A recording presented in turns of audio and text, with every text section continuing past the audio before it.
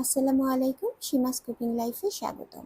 মগজ ভুনা করব, তার জন্য একটি মগজ পানি দিয়ে ডুবিয়ে রেখে আধা ঘন্টা পর মগজের রক্তনালীগুলা পরিষ্কার করে নিতে হবে। তেল গরম করে এলাচ, দারুচিনি, তেজপাতার ফোড়ন দিয়ে 1 কাপ পরিমাণ পেঁয়াজ কুচি এবং কাঁচামরিচ ফালি দিয়ে দিব। তারপর কিছুক্ষণ ভেজে নিব।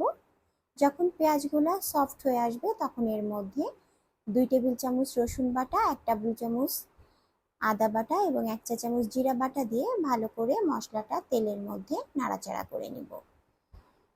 1 চা চামচ পরিমাণ লাল মরিচের গুঁড়া, হলুদের গুঁড়া এবং ধনিয়ার গুঁড়া, স্বাদ মতো লবণ, একটু পানি দিয়ে ভালো করে মশলাটা কষিয়ে নিচ্ছি।